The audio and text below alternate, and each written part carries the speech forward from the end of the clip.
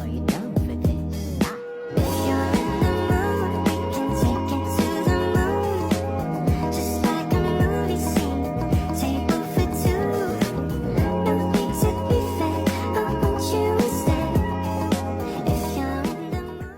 Assalamualaikum Anda semua, selamat siang. Waalaikumsalam Ibu, selamat siang juga Ibu.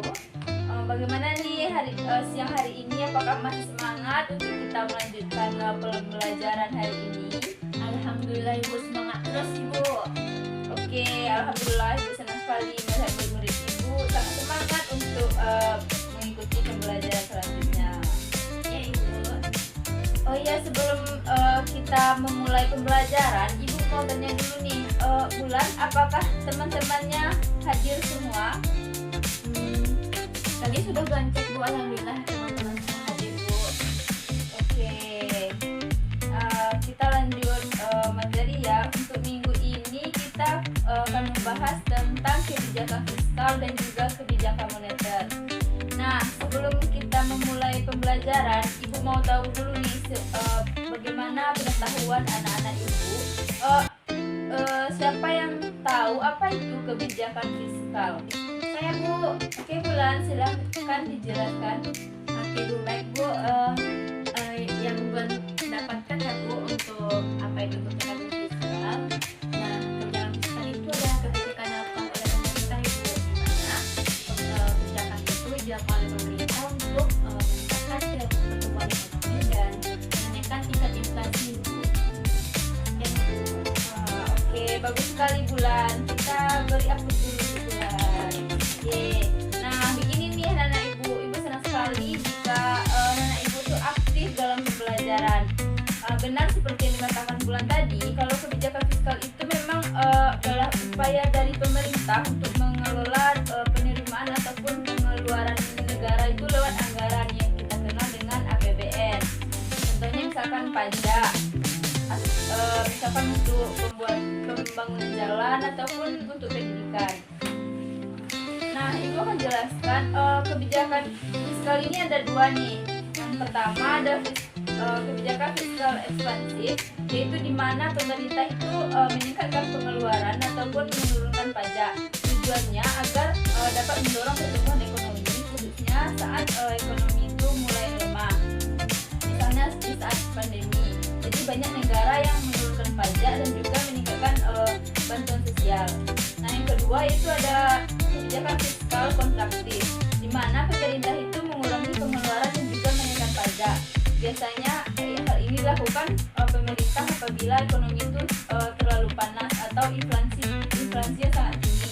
Contohnya dengan cara menaikkan pajak barang mewah atau untuk menahan laju konsumsi.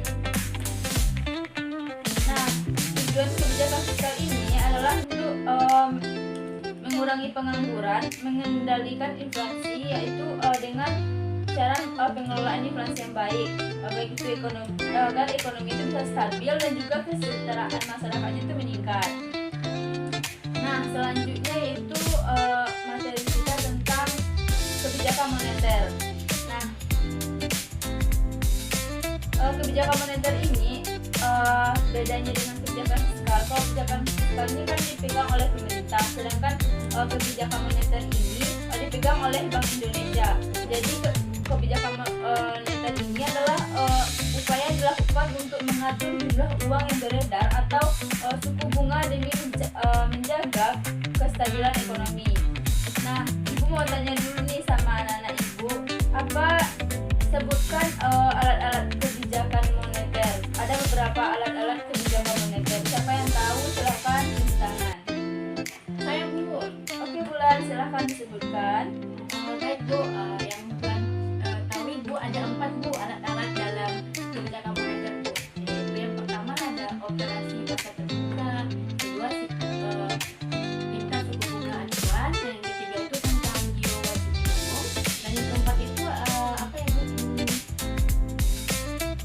Regulasi kredit Bu. Jadi 4 Bu yang saya ketahui. Oke, terima kasih Bulan. Bulan ini sepertinya sangat belajar sekali ya sebelum kita mulai pembelajaran. Nah, itu patut dicontoh ya anak-anak Ibu yang lain. Nah, oke. benar yang dikatakan Bulan tadi, kalau alat dari kebijakan moneter ini ada 4. Nah, yang pertama itu adalah operasi pasar terbuka. Operasi pasar terbuka ini digunakan untuk membeli ataupun menjual surat berharga untuk mengatur uang yang beredar.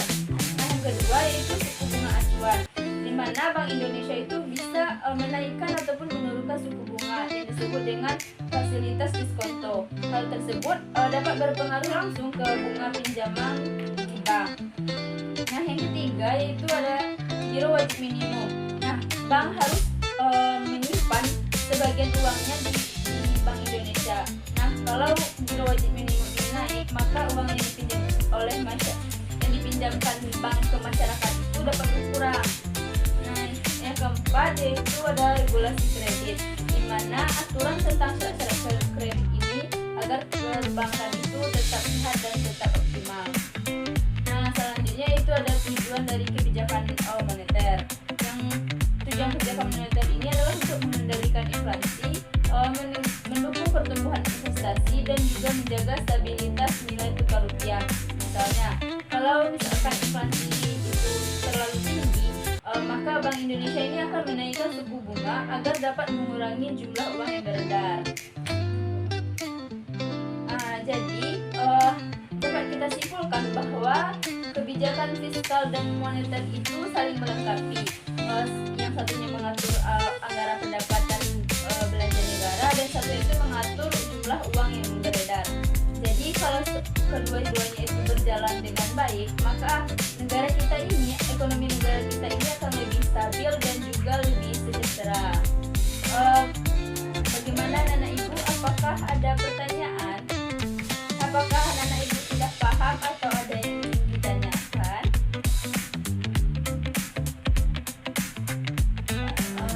Paham Bu, alhamdulillah paham Bu, kami kan dari penjelasan Ibu sampaikan.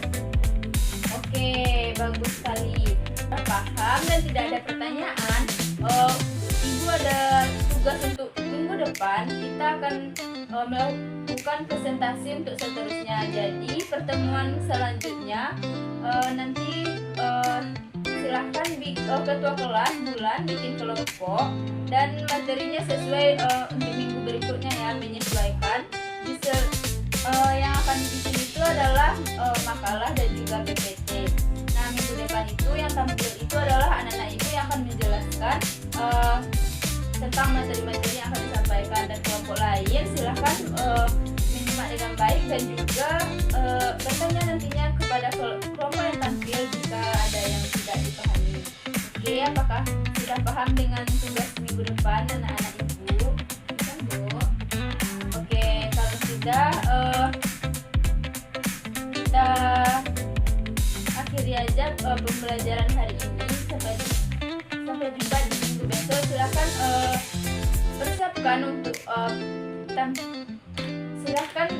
persiapkan untuk tampil minggu besok ya. Dan Bulan jangan lupa untuk membuat nama kelompoknya ya. Oke, terima kasih Bu akhiri. Assalamualaikum warahmatullahi wabarakatuh.